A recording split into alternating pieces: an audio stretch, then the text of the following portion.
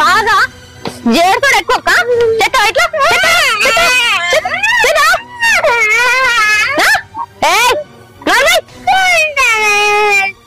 ఏంటి నువ్వు చేసేది?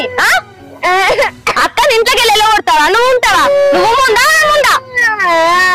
అక్క అను, అక్కను అను అను అను అను అంటే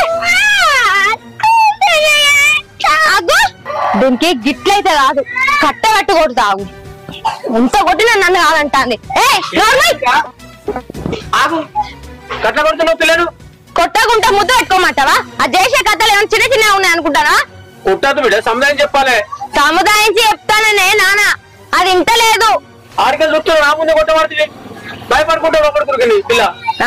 అందరికి నేను కొట్టేది ఒకటే కనబడుతుంది, ఇంట్లో జరిగే ముచ్చట్లు ఏమైనా కనబడతానయా? అందుకే కదా బిడ్డ అల్లుడు హాస్టల్ ఇస్తానది. హాస్టల్ లేని ఏమైతుంది?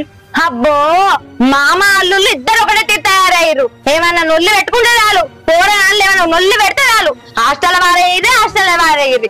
అసలు ఏమైతుంది? మీకు ఏమైనా సముదాయించుదాం, వాళ్ళ ఇద్దరిని కలిసి ఉంచుదాం అన్నట్టు ఏమైనా ఉన్నదా? ఇంతంత నొల్లి షూర్ అయితే చాలిగా. హాస్టల్ అయ్యి అనుకుంటే ఒకటే పాట ఆడుకుంటుంటారు.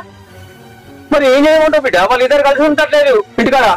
హాస్టల్ తెస్తే ఆడవాళ్ళు మంచిగుంటారు. అల్లుడు ఆలోచన ఏం తప్పలేదు, నువ్వు అర్థం చేసుకుంటలేవు. పెద్ద పిల్ల కోసం చిన్న పిల్లడి గింటగానే కొట్టవాడు కట్ట పట్టుకొని. నేను రాకపోతే ఇంకేం చెప్పు? అట్లా కాదే బాపు, నా కడుపులో ఉట్టకున్నా అది నా బిడ్డనే కదా. నేను నా బిడ్డ అనుకున్నప్పుడు అది కూడా నా అక్క అనుకోవాలి కదా.